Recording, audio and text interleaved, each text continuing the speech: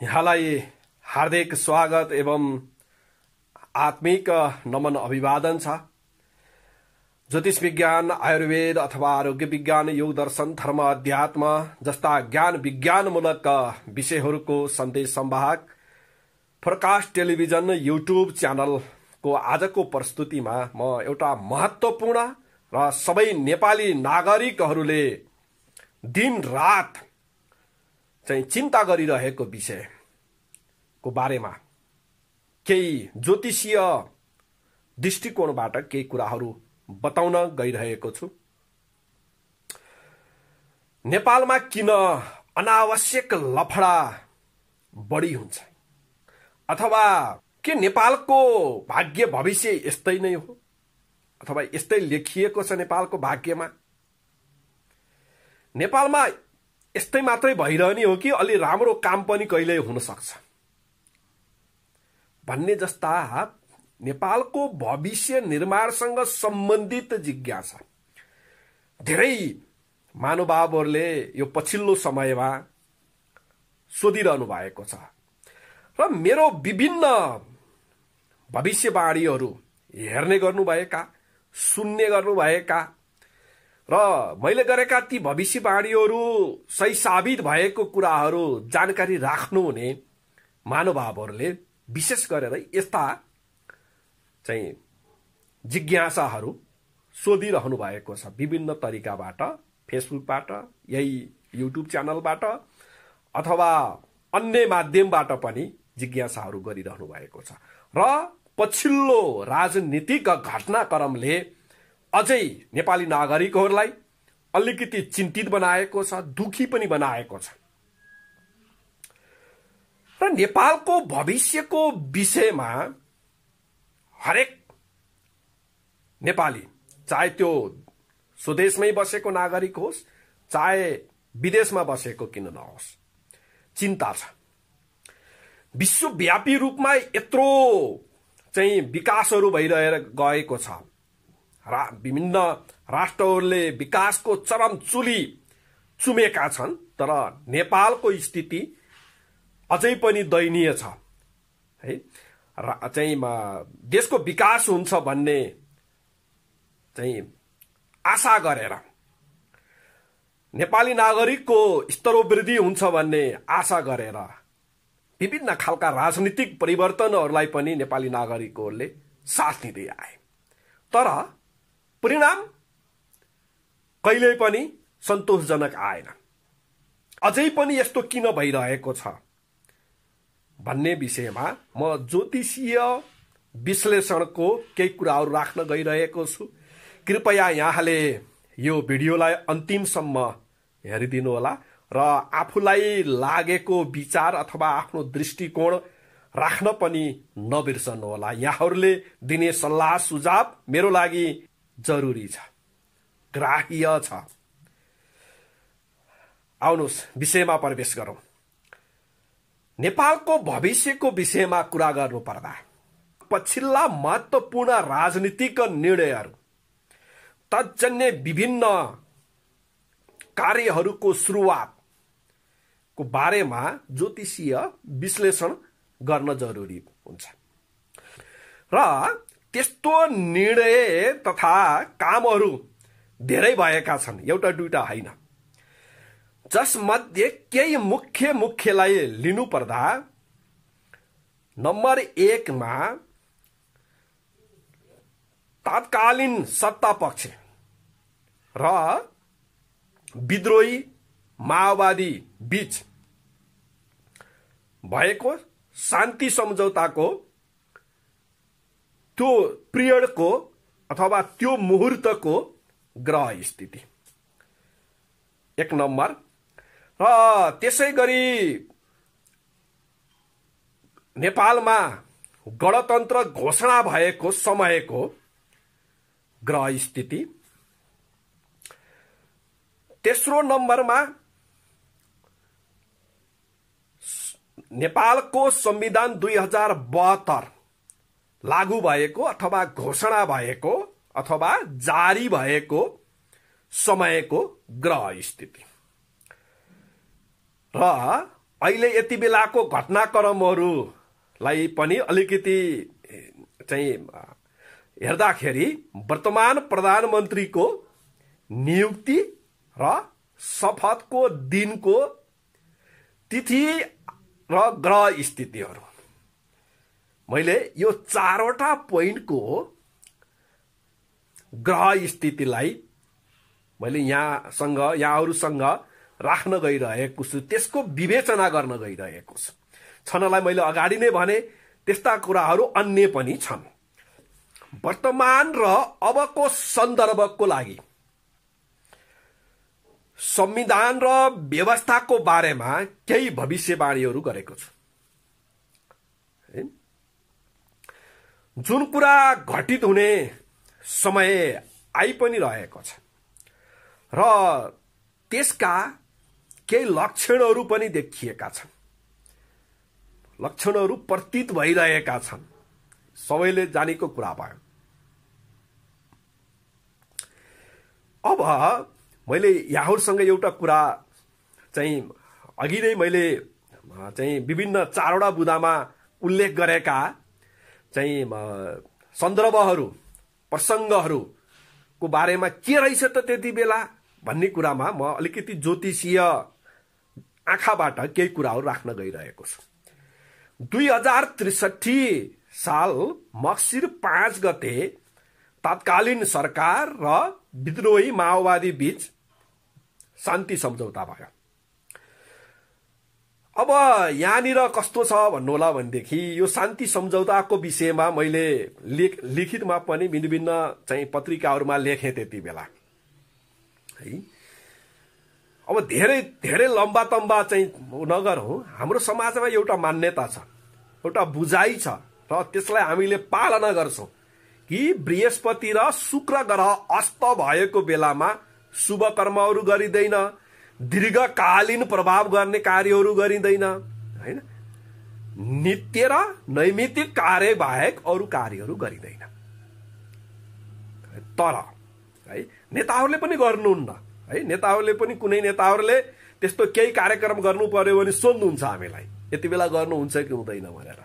तर मैले भन्न खोजेको के त्यत्रो युद्धपछि त्यत्रा जनताहरूले चाहिँ बलिदानी गरिसकेपछि भएको शान्ति सम्झौता, सेफ ल्यान्डिङ, त्यसलाई चाहिँ सेफ ल्यान्डिङ गरिएको एउटा सम्झौता हुँदाखेरि त्यो शुक्र र बृहस्पति मात्रै होइन, त्यति बेला 4वटा ग्रह अस्त छन्। शुक्र बृहस्पति नि अस्त छ, मंगल पनि अस्त छ, चन्द्रमा पनि अस्त छ। त्यो शान्ति सम्झौता हुँदाको दिन है त्यति बेलाको समयमा त्यस्तो परेको छ। अरू कुन लग्न पर्यो, ग्रहहरू कहाँ परे भन्ने कुराहरू पनि छन्, त्यतातिर जाँदाखेरि लामो हुन्छ। मैले यति संकेत गरेँ, महत्त्वपूर्ण मुख्य कुराहरूलाई संकेत गरेँ। र त्यस्तो बेलामा गरिएको शान्ति सम्झौता फलस्वरूप शान्ति सम्झौता अझै पनि पूरा भएन, अझै पनि विद्रोहका आवाजहरू आइरहेका छन्, विभिन्न चाहिँ असन्तुष्टिहरू देखा परिरहेका छन्, यी कुराहरू छन्। यो एउटा। र 2065 जेठ 15 गते गणतन्त्रको घोषणा भयो। अब यो गणतन्त्रको घोषणा हुँदाखेरि पनि शुक्र ग्रह अस्त छ है, छनलाई बुध पनि छ, बुधलाई चाहिँ त्यति मानिएको छैन, तर शुक्र ग्रह चाहिँ अस्त छ। जबकि शुक्र र बृहस्पति मध्ये कुनै ग्रह अस्त भयो भनेदेखि अघि नै मैले भने चाहिँ शुभ कर्महरू रोकिन्छन्। त्यति बेला पनि गणतन्त्र घोषणा हुँदाखेरि पनि शुक्र ग्रह अस्त थियो। ल मैले संकेत गर्न खोजेको कुरा यो हो है, शान्ति सम्झौता र गणतन्त्रको विषयमा। अब त्यस्तो बेलामा गरिएका कार्यहरू पूरा हुँदा रहन्छन् अथवा पूरा भएका, गणतन्त्र त घोषणा भयो भए पनि गणतन्त्रको मुख्य व्यक्ति राष्ट्रपति विभिन्न इस्युमा विभिन्न चाहिँ उसमा विवादित भइरहने आदि इत्यादि विभिन्न शंका आशंका आदि इत्यादिहरू आउने कुराहरू छन्, अथवा प्रकारान्तरले त्यो संस्थालाई त्यो खालको त्यो त्यति बेलाको ग्रह स्थितिले कमजोर बनाएको छ, जुन प्रकारको चाहिँ एउटा गौरव हुन पर्ने त्यो हुन दिएको छैन। अब त्यसले अझै के गराउँदै जाने हो भन्ने कुराहरू छन्। अब आउनुहोस् तेस्रो पोइन्टमा 2072 साल असोजको 3 गते संविधान जारी भयो। लगभग साँझको 5 बजेर 55 को आसपासमा संविधान जारी भएको छ। र मैले विशेष गरेर फोकसको साथमा बताउँदै आएको कुरा पनि यो हो है। यो संविधान नेपालको र नेपालीको हितको पक्षमा काम नगर्ने खालको छ, गर्न नसक्ने खालको छ। यो संविधान जबरजस्त कार्यान्वयन गर्न खोजियो भनेदेखि यसले देश र नागरिकलाई हानि गर्छ है। मैले भन्दै आएको कुरा यो हो। संविधान सभाबाट आधिकारिक रूपमा घोषणा भएको संविधान है, त्यो पनि अत्यधिक बहुमतबाट है। विश्वमा यति धेरै बहुमतबाट जारी भएको संविधान कमै छ रे। तर के गर्ने, ग्रहले असर गर्दो रहेछ। अहिले नेताजीहरूले पनि त्यो कुरा मनन गर्नुभएको छ, हैच गुरु भन्नुभएको छ। त्यो बेलामा परेको ग्रहको फल के हुन्छ भन्ने कुरा यहाँहरूको मनमा लाग्छ होला। मैले त्यो फललाई छनलाई विभिन्न शास्त्रहरूले यस प्रकारको फलका धेरै विवेचनाहरू गरेका छन्, धेरै श्लोकहरू छन्। मैले एउटा श्लोक यहाँलाई बताउँछु।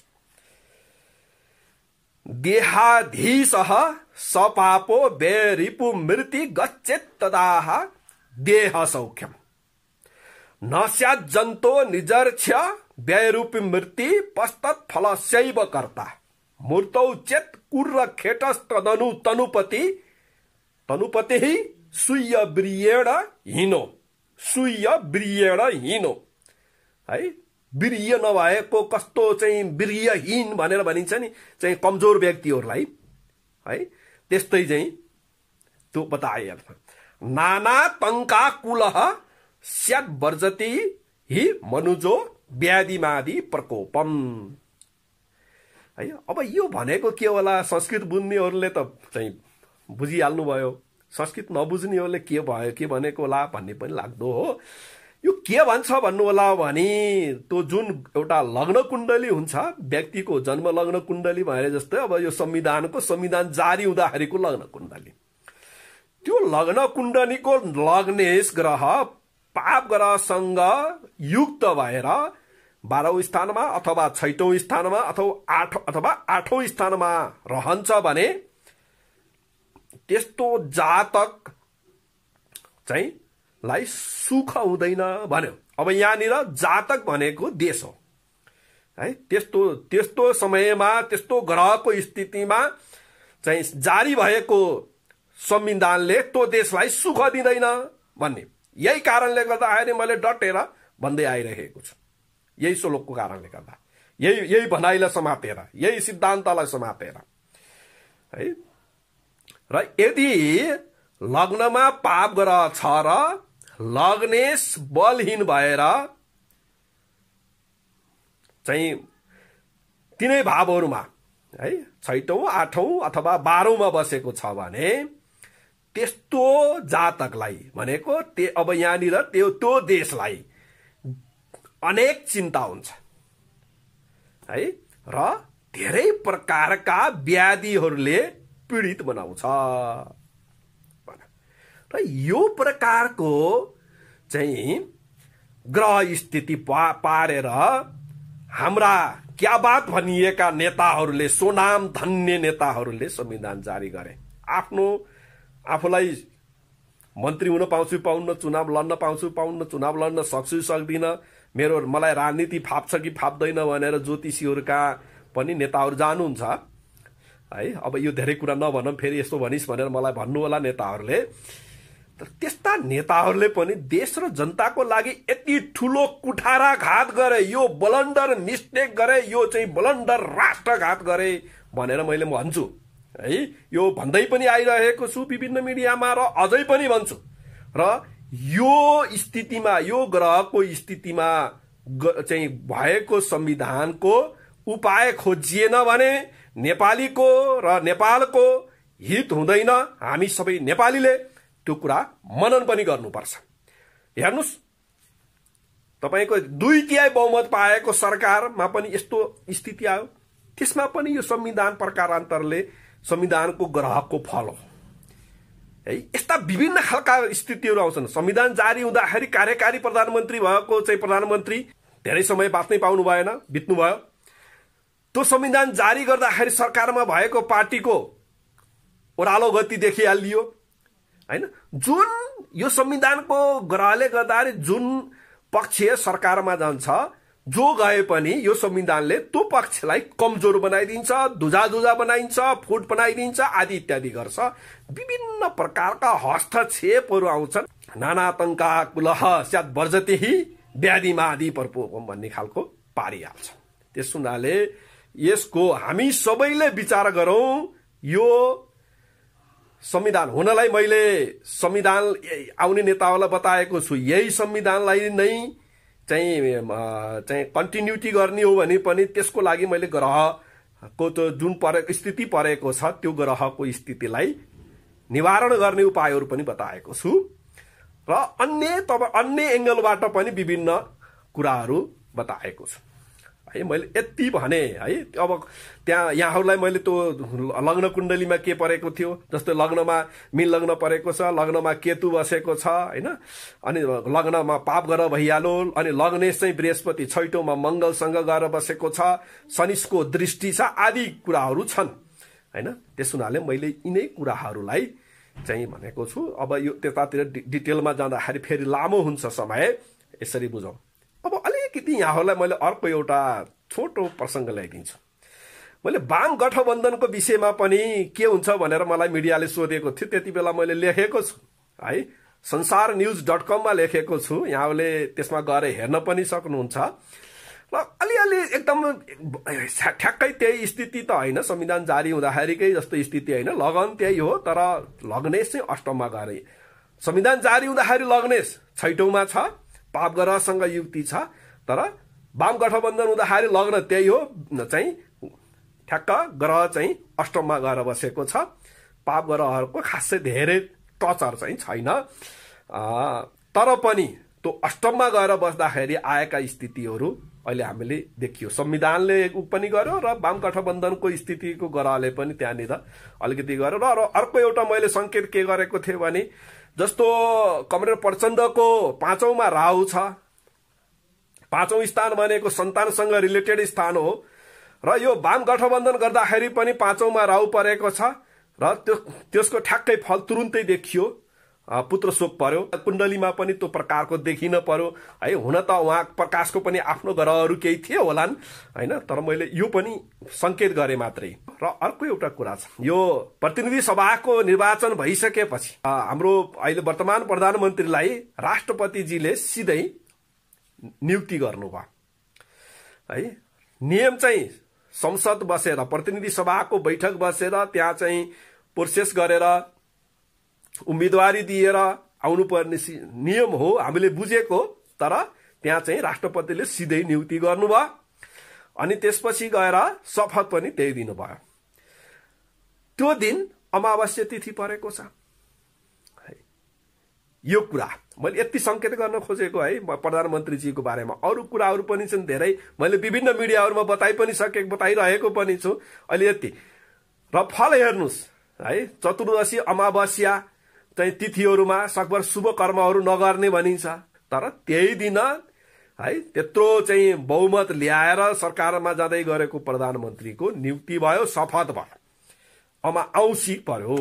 ल यहाँहरूले आफैले सोच्न सक्नुहुन्छ, हाम्रा धर्मदर्शनहरूले, हाम्रो ज्योतिष विज्ञानले बताएका कुराहरू के कस्ता वैज्ञानिक रहेछन्, कति सूक्ष्म वैज्ञानिक रहेछन्, र त्यस्तो दिनमा कुनै कार्यहरू गरियो भनेदेखि के हुँदो रहेछ भन्ने कुराहरू छर्लङ्ग भएको छ। 2/3 बहुमत प्राप्त भएको सरकारमा पनि यस्तो संकट आउने।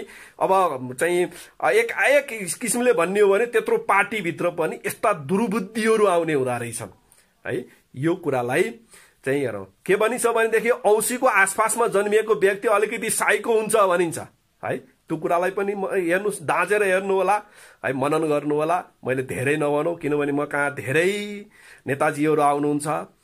त्यो मलाई खुसीको कुरा पनि हो। अझै पनि आउनुस्, म वेलकम गर्छु। मैले आफूले देखेको ज्ञान विज्ञान, मैले आफूले जानेको कुराहरू यहाँलाई सल्लाह सुझाव दिन्छु है, अन्यथा नमान्नु होला। र अहिले यति भन्दै यस्तो छ स्थिति। त्यस हुनाले अघि नै पनि मैले संविधानको विषयमा कुरा गर्दाखेरि भने संविधान त्यो प्रकारको छ, त्यसमा यसैलाई नै चाहिँ भनौँ न चाहिँ बचाइराख्ने हो भने त्यहाँ पनि त्यसलाई बचाउने उपायहरू छन्। तर त्यो उपायहरू भनेको अलिकति के हो भन्नु होला भनेदेखि जानी जानी रोगी बनाएर उपचार गरे जस्तो कुरा हो है। त्यो छ। त दर्शक महानुभावहरू, यहाँहरूले यो प्रस्तुति हेरेर मलाई साथ दिनुभयो, साथ दिँदै आउनु भएको छ। मैले अगाडि पनि बताइसकेको छु, यहाँहरूको सल्लाह सुझाव मलाई अनुकरणीय छ। नयाँ महानुभावहरूले हेर्नुभएको छ भनेदेखि ज्योतिष विज्ञान, आयुर्वेद अथवा आरोग्य विज्ञान, योग दर्शन, धर्म अध्यात्म जस्ता ज्ञान विज्ञानमूलक विषयहरूको सन्देशहरू चाहिँ प्रवाहित गरिने यो युट्युब च्यानल यहाँले सब्सक्राइब गर्नुहोला, सँगै रहेको बेल आइकन दबाइदिनु होला। त्यसो गर्नुभयो भनेदेखि फेरि चाहिँ कुनै भिडियो अपलोड हुने बित्तिकै यहाँलाई नोटिफिकेसन जान्छ, यहाँले हेर्न पाउनुहुन्छ। युट्युबका पारखीहरूलाई थाहा भएको, ज्ञान भएकै कुरा पनि हो। त दर्शक महानुभावहरू, यति भन्दै आजको प्रस्तुतिबाट म यहाँहरूसँग छुट्टिने अनुमति चाहन्छु। यहाँहरूको समय सुखमय भएर बितोस्, सफलमय भएर बितोस्, सुखदमय भएर बितोस्, मंगलमय भएर बितोस्। मन र मस्तिष्कमा सकारात्मक चिन्तन र सत्कर्मको अभिप्रेरणा जागृत भइरहोस्। तनमा मनमा जोश जागर बढिरहोस्। ओम तन्मे मनः शिव संकल्पमस्तु। ओम शान्ति, ओम शान्ति, ओम शान्ति।